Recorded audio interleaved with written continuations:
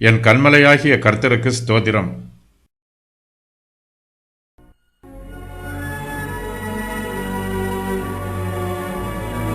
தாவீதின் சங்கீதம். என் கைகளை போருக்கும் என் விரல்களை யுத்தத்திற்கும் படிப்பிக்கிற என் கன்மலையாகிய கர்த்தருக்கு ஸ்தோத்திரம். அவர் என் தயாபரரும் என் கோட்டையும் என் உயர்ந்த அடைக்கலமும் என்னை விடுவிக்கிறவரும் என் கேடகமும் நான் நம்பினவரும் என் ஜனங்களை எனக்கு கீழ்ப்படுத்துகிறவருமாயிருக்கிறார். கர்த்தாவே, மனுஷனை நீர் கவனிக்கிறதற்கும் மனுபுத்திரனை நீர் எண்ணுகிறதற்கும் அவன் எம்மாத்திரம். மனுஷன் மாயைக்கு ஒப்பாயிருக்கிறான். அவன் நாட்கள் கடந்து போகிற நிழலுக்குச் சமானம். தாவீது கர்த்தரையே நம்பியிருக்கிறார்.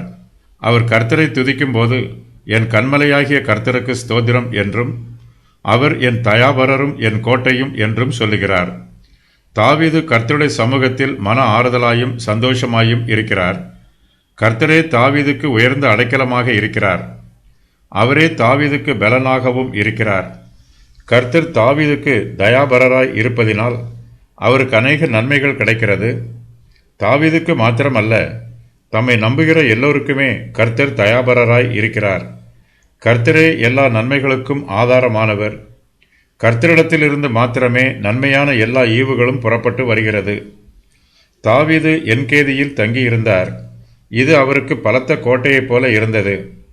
தாவீது அவ்விடத்தை விட்டு புறப்பட்டு என்கேதியில் உள்ள அரணிப்பான இடங்களில் தங்கினார். இது இயற்கையான அரண். இதன் பின்பு தாவீது சீயோனிலே தங்கினார். இங்கு சீயோனின் பாதுகாப்புக்காக கோட்டைகளை கட்டினார்.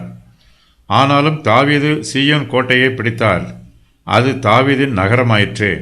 2 சாமுவேல் 5:7. அந்த கோட்டையிலே தாவீது வாசம் பண்ணி அதற்கு தாவீதின் நகரம் என்று பெயரிட்டு மில்லோ என்னும் ஸ்தலம் துவக்கி உட்புற மட்டும் சுற்றிலும் இருக்கிற மதிலை கட்டினான். 2 சாமுவேல் 5:9. தாவீதுக்கு என்கேதியின் அரண்களும் சீயோனின் கோட்டைகளும் இருந்தாலும் இவை அவருக்கு மெய்யான பாதுகாப்பை கொடுக்கவில்லை.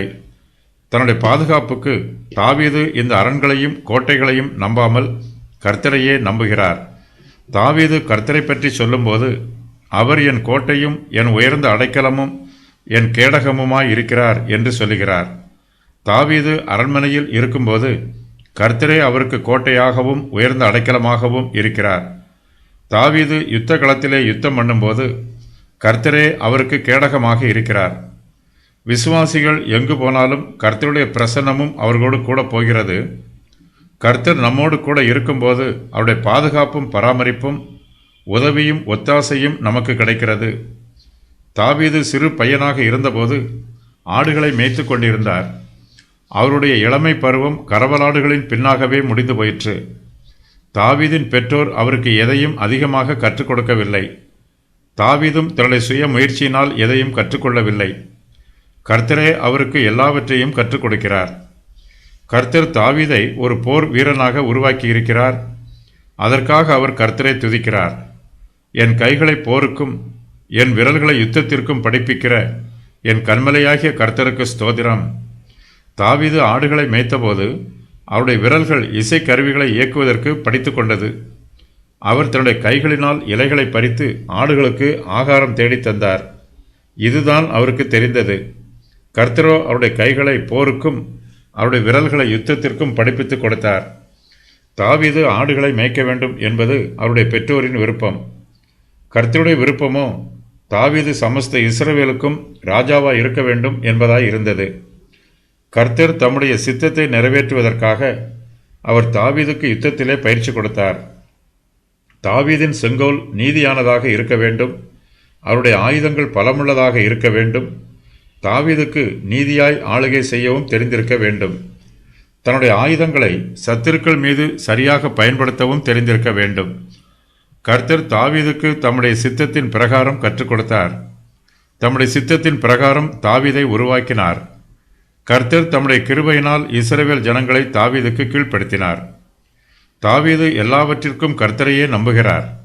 தன்னுடைய பாதுகாப்புக்கு அவர் கோட்டையையோ அரணையோ நம்பாமல் கர்த்தரையே நம்புகிறார். யுத்தம் பண்ணுவதற்கு தாவீது தன்னுடைய சுய பலத்தை நம்பாமல் கர்த்தருடைய பலத்தையே நம்புகிறார். கர்த்தர் தாவீதை சத்துருக்களிடமிருந்து விடுவிக்கிறார். இஸ்ரவேல் ஜனங்களை அவருக்கு கீழ்ப்படுத்துகிறார். தாவீது கர்த்தரை நம்புகிறார். தம்மை நம்புகிற யாரையும் கர்த்தர் கைவிட மாட்டார். கர்த்தர் தாவீதின் மீது கிருபையாக இருக்கிறார். அவர் தாவீதை நன்றாக கவனித்துக் கொள்கிறார். இதை பார்க்கும்போது தாவீதுக்கு மிகுந்த ஆச்சரியமாய் இருக்கிறது. மனுஷன் பாடுகள் உள்ளவன், அவன் ஒரு மாம்சப் பிறவி. கர்த்தரோ சர்வ வல்லமையுள்ள தேவன். கர்த்தர் தம்முடைய கிருபையினால் மனுஷனை கவனிக்கிறார். மனுஷனோ கர்த்தருடைய நன்மைகளை பெற்றுக்கொள்வதற்கு அபாத்திரனாய் இருக்கிறான். தேவனுடைய கிருபைகளை பெற்றுக்கொள்ள மனுஷனிடத்தில் ஒரு தகுதியும் இல்லை. கர்த்தர் தாவீதுக்கு நன்மை செய்கிறார். சத்துருக்களிடமிருந்து அவரை விடுவிக்கிறார். இஸ்ரவேல் ஜனங்களை தாவீதுக்கு கீழ்ப்படுத்துகிறார். கர்த்தர் தாவீதுக்கு தயாபரராய் இருக்கிறார். கர்த்தர் காண்பிக்கிற இந்த நன்மைகளுக்கு தான் பாத்திரவான் அல்ல என்று தாவீது தன்னை வெகுவாக தாழ்த்துகிறார். கர்த்தாவே, மனுஷனை நீர் கவனிக்கிறதற்கும் மனுபுத்திரனை நீர் எண்ணுகிறதற்கும் அவன் எம்மாத்திரம் என்று தாவீது கர்த்தரிடத்திலேயே கேட்கிறார். மனுஷன் மிகவும் சாதாரணமானவன், அவன் அற்பமானவன். மனுஷன் மாயைக்கு ஒப்பாய் இருக்கிறான். அவன் நாட்கள் கடந்து போகிற நிழலுக்கு சமானம். ஆனாலும் கர்த்தர் மனுஷனை கவனிக்கிறார். மனுஷனுக்கு இரக்கம் காண்பிக்கிறார். மனுஷனை பாதுகாத்து பராமரிக்கிறார். மனுஷனிடத்தில் ஏராளமான குறைகள் இருக்கிறது. அவன் பலவீனமானவன். தன்னுடைய சுய பலத்தால் மனுஷனால் ஒன்றும் செய்ய முடியாது. அவன் பூமியில் நித்திய காலமாய் ஜீவிக்கப் போவதும் இல்லை. மனுஷன் மாயையாய் இருக்கிறான். ஆனாலும் கர்த்தர் மனுஷன் மீது அன்பு கூறுகிறார். மனுஷனை பராமரிக்கிறார். அவனை ஆதரிக்கிறார். அவனுக்கு தயாபரராய் இருக்கிறார். கர்த்தருடைய சுபாவங்கள்: என் பலன், என்னை படிப்பிக்கிற என் கன்மலை, என் தயாபரர், என் கோட்டை, என் உயர்ந்த அடைக்கலம், என்னை விடுவிக்கிறவர், என் கேடகம், என் நம்பிக்கை, எனக்கு ஜனங்களை கீழ்ப்படுத்துபவர், என் ரட்சிப்பு. அப்சலோமின் கலகத்தை அடக்கிய பின்பு இந்த சங்கீதம் எழுதப்பட்டிருக்க வேண்டும். தாவீதின் ஜீவிய காலத்தில் அப்சலோமின் நாளில் மட்டுமே ஜனங்கள் தாவீதிற்கு எதிராக கலகம் பண்ணினார்கள். மனுஷனுடைய சுபாவங்கள்: மனுஷன் மாயைக்கு ஒப்பாய் இருக்கிறான். மனுஷன் நாட்கள் கடந்து போகிற நிழலுக்கு சமானம்.